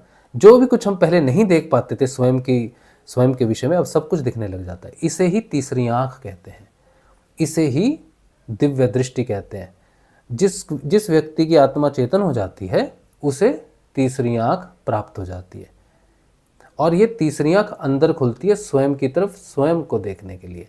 और ये जब खुलती है और जिस पर पड़ती है उसे नष्ट कर देती है, भस्म कर देती है। तो ये आप पर पड़ेगी, आपके क्रोध पर पड़ेगी, आपकी वासना पर पड़ेगी। आपको जब स्वयं को देखने लगोगे ना, तो इन आंखों से नहीं देखोगे, फिर वो तीसरी आंख से देखोगे, योग दृष्टि से देखोगे। और जहाँ जहाँ वो पड़ेगी, जैसे शिव दिखाते हैं ना, भस्म कर देते हैं जला के, शिव तीसरी आंख तभी खोलते हैं जब भस्म करना होता है किसी को। तो जिसकी तीसरी आंख खुल गई वो शिव हो गया, जिसकी आत्म जागृति होगी वो शिव हो गया, हाँ, जिसका योग हो गया कृष्ण के साथ वो शिव हो गया। और फिर वो सब भस्म कर देता है अंदर सारा व्यक्तिगत चेतना। जो यम ने कहा था ना, आगे तुम नहीं जा सकते, तुमने कहा नहीं जाएंगे गुरु के भरोसे, तो अब वो जो भी था नीचे यमपुरी तक जा सकती है शरीर, जो भी हमारी, जिसके कारण हमारा जन्म और मृत्यु होती है, कर्म गुण, वो सब नष्ट होने शुरू हो जाते हैं। और कर्म नष्ट होते हैं ऐसा तो नहीं कहना चाहिए, लेकिन सोचो, भगवान श्री हरि गीता में एक जगह कहते हैं, अर्जुन पूछता है, कहते हैं कि मनुष्य जो पाप करता है इस संसार में, वो नहीं करना चाहता पाप, लेकिन फिर भी करता है, तो कौन सी शक्ति है अंदर, कौन सा उसके अंदर बल है जो उससे वो काम जबरदस्ती करवा लेती है, उससे पाप करवा लेती है, कौन सी शक्ति है? तो फिर भगवान कहते हैं कि मनुष्य के अंदर रजोगुण नाम की एक चीज़ है। उस रजोगुण से राग प्रकट होता है कि मुझे ये चाहिए, और राग जब पूर्ति नहीं होती राग की, तो फिर द्वेष पैदा होता है, क्रोध। तो राग और द्वेष की पूर्ति करने के लिए काम और क्रोध उत्पन्न होता है, और ये काम और क्रोध ही है जो मनुष्य से पाप करवाता है। तो बीज कहाँ है? गुण में है, रजोगुण में है। लोग कहते हैं ना, ये मत करो, ये मत खाओ, ये पाप मत करो, तो तुम काम और क्रोध को दबाओगे, रोक सकते हो, लेकिन गुण का कुछ नहीं कर सकते, रजोगुण का। रजोगुण के लिए भगवान श्री हरि गीता में कहते हैं कि जब ये पाप बढ़ जाता है, अधर्म बढ़ जाता है, तो व्यक्ति धर्म पे नहीं चल पाता, तब फिर वो मुझे बुलाता है, यदा यदा ही धर्मस्य ग्लानिर्भवति भारतः। जब उसके मन में ग्लानि भर जाती है, प्रकाश की तरफ बढ़ने वाले के, अधर्म बढ़ जाता है, धर्म की कमी हो जाती है, तब मैं अपने आप को, स्वयं को रचना करता हूँ आत्मा के स्वरूप में। अभ्युत्थानम धर्मस्य तदात्मानम सृजाम्यहम्। तो मैं अपने आप को सृजन करता हूँ जब वो फिर मुझे बुलाता है। तब भगवान जब प्रकट होते हैं हृदय में, अभी बताया ना, हृदय में वो जागृत हो जाता है हरि। फिर जब हरि का योग होता है, उस इंद्रियातीत योग में तमोगुण रजोगुण में बदल जाता है, रजोगुण सतोगुण में बदल जाता है, और सतोगुण त्रिगुणातीत में बदल जाता है। तो इस तरह मनुष्य त्रिगुणातीत ध्यान में बार बार जाने से परमानेंटली यहाँ का निवासी हो जाता है। जो परमानेंटली यहाँ का निवासी हो जाता है उसे हम त्रिगुणा अतीत कहते हैं, और जो त्रिगुणा अतीत हो जाता है वो माया से मुक्त हो जाता है, गुणों से मुक्त हो जाता है, और जो गुणों से मुक्त हो जाता है उसको कोई भी कर्म नहीं भोगना पड़ता, क्योंकि सारे कर्म गुणात्मक होते हैं। अब आप में वो गुण ही नहीं रहा, ना तमोगुण रहा, ना रजोगुण रहा, ना सतोगुण रहा। योग की सहायता से, इंद्रियातीत योग की सहायता से आप गुणातीत हो गए हो, मुक्त हो गए हो। इसे ही मुक्ति कहते हैं। और क्योंकि यहाँ मन नहीं है, तो फिर अंत में मन भी क्षय हो जाता है। मन के क्षय हो जाने को ही मोक्ष कहते हैं, फिर जन्म नहीं होता। ये कहानी है पूरी, और ये सरल कहानी है, मुश्किल कुछ नहीं है इसमें। हाँ, केवल गुरु के अनुग्रह से आत्म जागृति होती है। इसलिए अगर आप ये सत्संग सुन रहे हो, तो अब ये मत, मुझे मैसेज मत करना कि हमारा मार्गदर्शन करो। मार्गदर्शन तो हो गया, अब आपको क्या मैसेज करना है मुझे, कि हमें गुरु जी की जानकारी दे दो। ठीक है, तो हम आपको 2 वीडियो भेजेंगे, 2 वीडियो होंगे, उसमें लिखा होगा साधना को समझ लोगे तो आगे परेशानी नहीं होगी। फिर नीचे साधना में आने वाले परिवर्तन, ये 2 वीडियो। फिर मैं आपको एक लिंक दूंगा, वो मेरी वेबसाइट का लिंक है। उसमें जाओगे तो गुरु जी का वीडियो मिलेगा, गुरु जी का दीक्षा प्रोग्राम है, उसमें उसको सुन लेने से दीक्षा हो जाएगी। ना कहीं आना ना कहीं जाना। गुरु जी शब्द स्वरूप है, शरीर में अभी नहीं है। ये मत सोचना कि गुरु का भौतिक रूप से होना, भौतिक शरीर में नहीं है तो हमारा मार्गदर्शन कौन करेगा। गुरु अगर सच्चा है तो वो तुम्हारे अंदर होता है चेतना के रूप में, अंदर से सारे मार्गदर्शन मिलते हैं। मैं अपने गुरुदेव से कभी नहीं मिला। मेरे गुरुदेव का नाम समर्थ सदगुरुदेव श्री रामलाल जी से, उनकी तस्वीर दिखा देता हूँ आपको। ये है वो, ये मेरे गुरुदेव, और ऊपर में जो वो जटाधारी है ना, हाँ, वो हमारे दादा गुरुदेव। तो इनकी कृपा से ही हमें आत्मलाभ हुआ है। और फिर इनका वीडियो आप देखोगे तो गुरुजी ने कहा मेरी तस्वीर जीवित तस्वीर है। जो मेरी तस्वीर के सामने ध्यान करेगा और जो मंत्र गुरुजी बताते हैं उसे सुन लिया आपने तो बस होगी दीक्षा। उस मंत्र को जपना है, गुरुजी का ध्यान करना है, 15 मिनट सुबह 15 मिनट शाम को। बाकी उस नाम को मन ही मन में जपते रहना है। ध्यान करते समय भी जपना है और बाकी समय भी जपते रहना है। किसी को अगर नाद सुनाई देता है तो ध्यान के समय गुरुजी की तस्वीर के सामने बैठ के नमस्कार करके नाद पर ही केंद्रित करना है। फिर गुरुजी को आज्ञा चक्कर पर देख के ध्यान नहीं किया जा सकता। पहले गुरुजी को नमस्कार कर लो, आज्ञा ले लो 15 मिनट के ध्यान की, फिर नाद पर कॉन्सेंट्रेट करो और बाकी समय में संजीवनी मंत्र जप करो। जो नया साधक होता है उसे कुछ समय तक संजीवनी मंत्र का जप जरूर करना चाहिए, चाहे उसे नाद सुनाई भी देता है। सिद्ध योग का साधक जब आता है जिसे नाद नहीं सुनाई देता, उसे जब नाद सुनाई देने लग जाए तो उसे मंत्र जपने की आवश्यकता नहीं पड़ती। लेकिन कोई नया साधक आता है जिसे पहले ही अनहद नाद सुनाई दे रहा है, वो पूछता है कि मैं क्या करूं, तो उसे कुछ समय के लिए मंत्र जरूर जपना चाहिए। फिर एक समय आएगा जब वो गुरुदेव का मंत्र जपेगा तो नाद तेज होना शुरू हो जाएगा बहुत, तो समय सही आ जाएगा कि अब मंत्र नहीं जपना है। ये संकेत होगा तुम्हारा, ठीक है। तो ध्यान के समय भी मंत्र जपना है जिसको नाद नहीं सुनाई दे रहा है, और बाकी समय भी। और जिसको नाद सुनाई दे रहा है वो ध्यान के समय में नाद सुनेगा, बाकी समय मंत्र जपेगा, ठीक है। जो नया शिष्य है आता है। और फिर उसमें गुरुजी के छोटे छोटे वीडियो हैं जिसमें गुरुजी ने बताया कि एक ही मंत्र जपो, जिसका मंत्र जपोगे उसी का ध्यान करोगे। मंत्र गुरुदेव का जपोगे, ध्यान किसी और का करोगे, ऐसा नहीं करना, ठीक है। और 2 मंत्र एक साथ नहीं चलते कभी। जो साधनाएं तुमने पहले कर ली उनको नमस्कार करो, उनसे आज्ञा लो मन ही मन, और फिर गुरुदेव की शरण में आके गुरुदेव द्वारा बताया ही साधन तुमको करना है, ठीक है। और फिर उसके उसी लिंक में तुम्हें 2-4 वीडियो और मिलेंगे। उसमें जो गुरुदेव मंत्र बताते हैं वो बीज मंत्र कैसे काम करता है उसकी व्याख्या है। फिर कुछ लोगों के मन में होता है कि गुरु तो एक मनुष्य है, हम मनुष्य का ध्यान क्यों करें। तो उसमें एक वीडियो है कि मनुष्य का ध्यान, एक गुरु जो है ना, इसका ध्यान क्यों करना चाहिए। कालातीत है वो, अकाली है वो, ठीक है। स्वरूप में ज़रूर है लेकिन अकाली है। हम चेतना का ध्यान करते हैं चेहरे के माध्यम से, स्वरूप के माध्यम से हम उस चेतना तक पहुंचने का प्रयास कर रहे हैं। तो उस वीडियो में 5-7 मिनट का वीडियो होगा। फिर एक वीडियो होता है कि हम तो पहले ही ध्यान करते हैं। तो आपको पता होना चाहिए कि बिना गुरु के किया जाने वाला ध्यान इंद्रिय जनित है, ईड़ा पिंगला का है। लेकिन गुरु का ध्यान करने का मतलब है सुषुम्ना की तरफ जाना। तो इंद्रिय अतीत और इंद्रिय जनित ध्यान में क्या अंतर है वो एक वीडियो मिलेगा। फिर एक और वीडियो मिलेगा, उसमें बताया कि जो ये पद्धति है, जो गुरुदेव का ध्यान है, ये गुरु शिष्य परंपरा में है। ऐसे ही स्वयंभू अचानक से प्रकट नहीं हो गई, प्रॉपर शिव से चालू हुआ, मच्छिंद्रनाथ जी, मच्छिंद्रनाथ जी से गोरखनाथ जी, गोरखनाथ जी से होता हुआ हमारे दादा गुरुदेव तक आया, और फिर वहाँ से गुरुदेव तक, और फिर गुरुदेव से एक शिष्य, एक गुरु परंपरा से एक गुरु अनेक शिष्य हो गया। तो गुरुदेव ने सारे संसार में उसको बांट दिया। गुरुदेव से पहले ये सिद्धयोग की जो परंपरा थी, आई पंथ कहते हैं इसको, ये एक गुरु और एक शिष्य के रूप में ही आगे बढ़ी है। लेकिन गुरुदेव के बाद सारे संसार को मिल गया, ठीक है। आई पंथ, माँ का पंथ। गुरुदेव का ध्यान करने से कुंडलिनी स्वतः जागृत हो जाती है। फिर सारी क्रियाएं स्वयं होती हैं, आपको अपनी तरफ से कुछ भी करने की आवश्यकता नहीं पड़ती, प्राणायाम वगैरह। बहुत सारी जानकारी है, एक दिन में तो नहीं दे सकते। तो ये तो गुरुदेव की जानकारी जो निःशुल्क है, आपको इसके लिए कुछ देना लेना नहीं है, कहीं आना जाना नहीं है। सिर्फ मेरे को मैसेज भेजना है कि जो आप जानकारी देना चाहते हो साधना की दे दो, तो दे देंगे, ठीक है। और उसके अलावा अगर आप ये पुस्तक लेना चाहो तो इसका लेकिन मूल्य है, क्योंकि छपाई वाई हुई है इसकी, तो ये 450 रुपये की है, ठीक है।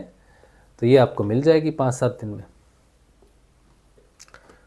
बस जयराम जी की अब यही है।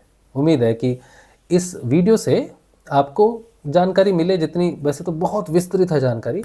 नाद के ऊपर में और भी अगर जानकारी चाहिए होगी ना आपको, तो मुझे कह देना कि नाद के ऊपर में वीडियो भेजो, तो मैं एक लिंक भेजूंगा, उसमें 3 वीडियो हैं, अनंत नाद के ऊपर में है वो। तो अच्छे से वो तीनों देख लोगे तो नाद की सारी आपको जानकारी हो जाएगी मैक्सिमम। अगर फिर भी कुछ बचेगी तो बची तो रहती है, सारा कुछ तो कोई नहीं बता सकते, तो बेवकूफ़ी ऐसा कहना। लेकिन फिर भी अगर आपका प्रश्न बचा रहे तो फिर गुरु का नाम लेना, प्रश्न पूछ लेना, तो जवाब मिलेगा आपको। ठीक है, चलिए अब आ जाते हैं प्रश्न उत्तर पे। 1 घंटा 10 मिनट हो गए भैया। जय गुरुदेव आप सभी को। ज्योति 1231 इनका आईडी है। अभी मैं सत्संग देख भी रही और नाद भी सुन रही हूँ। बहुत अच्छी बात है। हाँ, आप ना सत्संग सुनते सुनते नाम जपो, नाद सुनो, बहुत अच्छी बात है। संपत सिंह, गुरु भाई जी कंटिन्यू वॉइस सुनाई दे रही है, परेशान हो जाता हूँ, प्लीज़ सजेस्ट गुरु भाई।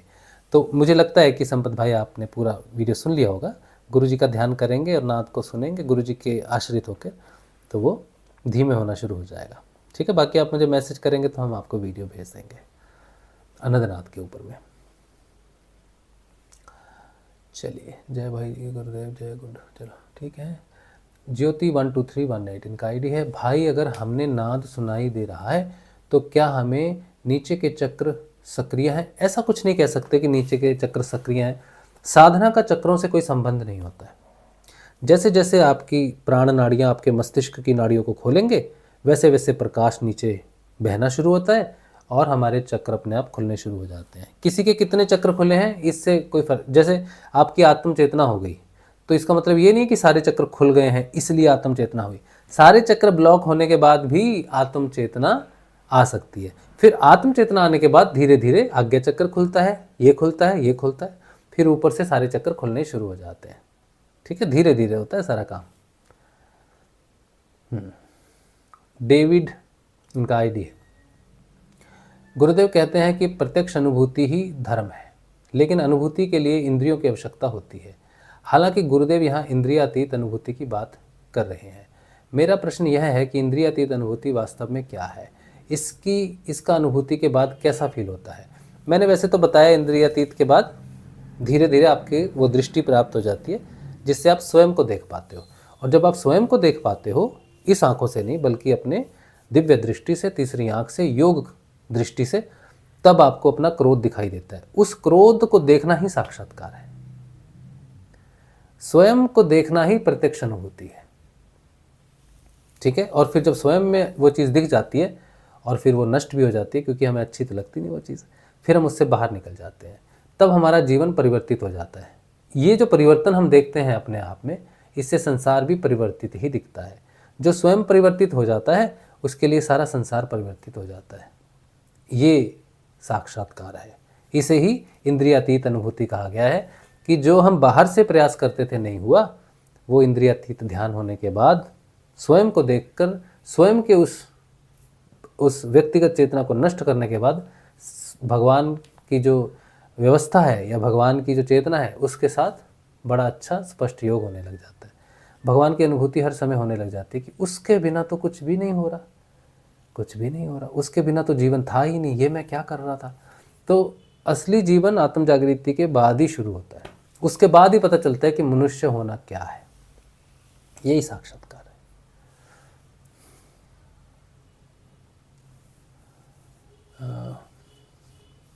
और तो कोई प्रश्न नहीं है ऊपर? ठीक है। प्रभु लाल भाटी, अच्छा मुझे आपको किताब का वीडियो दिखाना ना, मैं दिखा दूँ एक बार, फिर मैं प्रश्न ले लूँगा। 1 मिनट। पुस्तक कहाँ गई? पुस्तक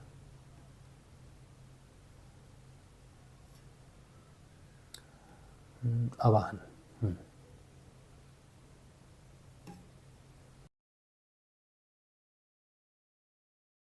जय श्री गुरुदेव। मेरा नाम राजशिव है और अगर आप मेरी पहली पुस्तक आवाहन आत्म जागृति का खरीदना चाहते हैं तो आप मुझे व्हाट्सएप करें 8777211139। इस पुस्तक में मैंने बहुत ऐसे विषयों को समेटने की कोशिश की है जो साधक के जीवन में एक महत्वपूर्ण पड़ाव की तरह आते हैं और साधक के मन में हमेशा ये जिज्ञासा रहती है कि मैं सही पथ पर हूँ कि नहीं हूँ। मेरे को अगर नाद सुनाई दे रहा है तो मैं क्या करूँ, जप अजप क्या है, कब आता है, गुरुदेव के विषय में जानकारी है कि सच्चा गुरु जीवन में होता है तो कैसे जीवन परिवर्तित होता है, शिष्य का जीवन कैसा होना चाहिए, समर्पण कैसा होना चाहिए, साधना का उद्देश्य कैसा होना चाहिए, ध्यान करते करते जब मुझे नींद आ रही है तो वो तंद्रा है, योग निद्रा है या ध्यान है, ध्यान की क्या स्थिति है, इंद्रियातीत ध्यान क्या है। ऐसे बहुत सारे छोटे छोटे और बड़े बड़े विषय हैं जो मैंने इस पुस्तक में समेटने की कोशिश की है। अगर आप एक साधक हैं और आत्म जागृति के इच्छुक हैं तो आप मुझे व्हाट्सएप करें 8777211139 पर। जय श्री गुरुदेव जी।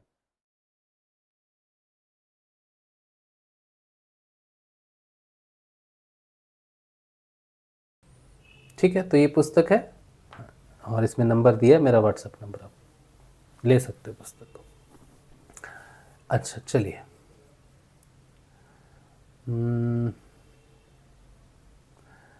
प्रभुलाल भाटी जी का है, आप मुफ्त हो गए हो, कृपा करके बता। आप मुक्त हो गए हो? नहीं, मैं मुक्त नहीं हुआ हूँ अभी। जिस मुक्ति की मैं बात कर रहा हूँ, जिस मोक्ष की मैं बात कर रहा हूँ, अभी नहीं हुआ है। इंद्रियातीत ध्यान तक तो मैं डेवलप हूँ, उसे आप समाधि भी बोल सकते हो, समाधि की शुरुआती अवस्था है वो। लेकिन अभी पूर्ण रूप से मैं योग अवस्था में पूर्ण स्थित नहीं हूँ, आज्ञा चक्र पर पूर्ण स्थित नहीं हूँ। जितनी देर के लिए योग होता है उतनी देर रहता हूँ यहाँ पर, फिर वापस अपनी चेतना, मेरी जहाँ भी चेतना है वहाँ आ जाता हूँ। तो अभी मैं माया में हूँ, अभी मैं शरीर को ही मैं मानता हूँ। हालांकि मुझे इंद्रियातीत का अनुभव है, आत्म जागृति का अनुभव है, लेकिन मेरी मुख्य चेतना अभी तक व्यक्तिगत चेतना में ही है। मैं अपने आप को आइडेंटिफाई अभी भी इस शरीर के रूप में ही करता हूँ। अभी भी मुझे मृत्यु से भय लगता है और इसलिए लगता है कि मैं उस तरफ जाके तो आया हूँ, लेकिन मुझे टिकट तो है लेकिन अधिकार नहीं है उधर रहने का। तो अगर वहाँ अधिकार मिलने से पहले अगर ये शरीर नष्ट हो गया तो फिर जन्म लेना पड़ेगा, इस बात से मुझे डर लगता है। तो मुक्ति नहीं हुई अभी, मोक्ष नहीं हुआ अभी, अभी कर्म बाकी हैं, अभी गुण भी बाकी हैं। अभी तीनों गुण हैं मुझ में, तमोगुण भी प्रभावी है मुझ में, रजोगुण भी है, सत्वगुण भी है, समझे। तो हो रहा है काम, लेकिन अभी पार नहीं पड़ी है। लेकिन ये बात है कि अगर इस जन्म में पार नहीं पड़ती है किसी कारण से, तो जन्म तो होगा। अभी जन्म और मृत्यु से मुक्त नहीं हुए हैं, लेकिन आत्म जागृति के लिए अगले जन्म में प्रयास नहीं करना पड़ेगा, ये अगले जन्म में कंटिन्यू हो जाएगा। ठीक है, बहुत अच्छा प्रश्न आपने किया। हैकर बोई 0013 इनका आईडी है। गुरुजी, मुझे एक सन्नाटा सा सुनाई देने लगा है अभी कुछ दिनों से, और ये पहले नहीं होता था। क्वेश्चन है इनका। मैंने तो पूरा वीडियो बोल दिया है भैया जी, आप पूरा वीडियो सुनो, अगर आपको नहीं सुना है आपने, आप ही के लिए किया है। ठीक है, मुझे उम्मीद है कि आपको इसका उत्तर मिल जाएगा। परमात्मा को साथी इनका आईडी है, परमात्मा का साथी है। जय श्री गुरुदेव, सही बता रहे हो। ठीक है, धन्यवाद। राम सिंह BH2UI इनका आईडी है। ढोलक का साउंड किस चक्र का है? कृपा चक्रों का साउंड ध्यान में कैसा होता है? मुझे नहीं मालूम, चक्रों का इस तरह से मुझे ज्ञान नहीं है कि ढोलक का साउंड, ये कोई चक्रों से संबंधित नहीं है। कोई भी साउंड किसी भी चक्र से संबंधित नहीं है। नरेश कुमार, प्रभु जी प्रणाम जी, प्रणाम जी। परमात्मा को साथी, पैसा कैसे कमाया, लक्ष्मी को कैसे खुश करें? काम करना चाहिए, पढ़ना चाहिए, पढ़ाई करनी चाहिए, और पढ़ाई से ही आप अच्छी नौकरी पाओगे, और अच्छी नौकरी से ही आपको धन मिलेगा। तो विद्या हासिल करिए, और अगर विद्या नहीं है तो फिर मेहनत करनी पड़ेगी। दो तरीके हैं पैसा कमाने के। और लक्ष्मी को खुश करना है तो फिर आप किसी को धोखा मत देना, लाभ के लिए किसी को तकलीफ़ ना पहुंचाओ, और सभी कार्यों को ईश्वर का कार्य मानो। तो जरूर प्रभु माँ जरूर प्रसन्न हो जाएगी। नरेश कुमार, स्वयं को देखना श्याम में इंद्रियातीत होकर इसके बाद भी कुछ रह जाता है भगवान। हाँ, जब तक पूर्णता नहीं होगी, जब तक पूर्ण रूप से मैं नष्ट नहीं होता, जब तक पूर्ण रूप से गुणों से अतीत नहीं हो जाते, तब तक सब कुछ बाकी है। दिनेश लोहार, मनुष्य जन्म मरण से मुक्त होने के बाद कैसे रहता है, कहाँ रहता है? ये तो जानकारी मुझे नहीं है, क्योंकि मुझे ये पता नहीं है कि वो व्यक्ति कहाँ रहता है। व्यक्ति तो नहीं होगा ऑब्वियसली, जिसका जन्म मरण से छुटकारा हो गया, फिर वो व्यक्तिगत चेतना नहीं रहता, फिर वो सामूहिक चेतना में परिवर्तित हो जाता है। अब वो रहता कहाँ है मुझे मालूम नहीं। ठीक है, जिस दिन हमें ये मालूम चल जाएगा हम जरूर बताएंगे कि आप जन्म मरण के बाद कहाँ रहोगे।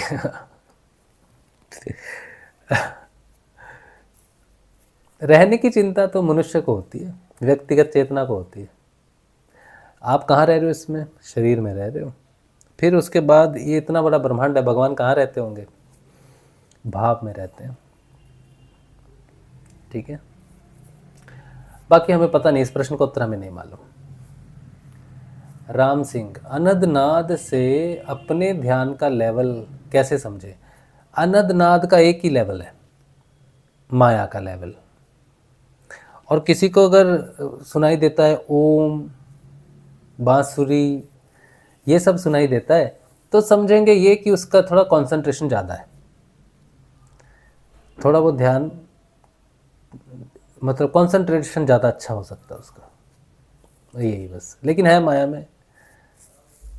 ठीक है, चलिए, तो आज का सत्संग भगवान श्री गुरुदेव के श्री चरणों में रख देते हैं, और कल मिलते हैं फिर, कल के ध्यान में 6:30 बजे, और सत्संग में वही 7:30 से 9:30 के बीच में।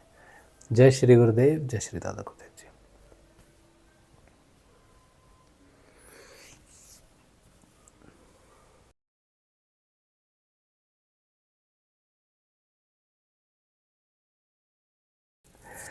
प्रश्न फेंक रहे हो जल्दी जल्दी ना। प्रभुलाल भाटी, नाद थोड़ा थोड़ा सुनाई देता है और नाम जब भी चलता है। जब तक नाद पूरी तरह से अच्छे से सुनाई ना दे, तब तक नाद सुनना चाहिए। रैशनल स्पिरिचुअलिटी इनका आईडी है। जिस मुक्ति की आप बात कर रहे हो वो आज के समय में बहुत मुश्किल है, भक्ति मार्ग योग मार्ग के मुकाबले काफ़ी सरल है। मुझे तो इतना मालूम है कि अगर गुरु समर्थ हो तो फिर हमारी छुट्टी, जो करना है गुरु ने करना है। और पूर्ण समर्थ गुरु जब आ जाते हैं जीवन में, फिर ये मुश्किल नहीं है, बिल्कुल मुश्किल नहीं है। ठीक है, हमारे लिए मुश्किल हो सकता है, व्यक्ति के लिए, पूर्ण समर्थ गुरु के लिए मुश्किल नहीं है। जय श्री गुरुदेव जी।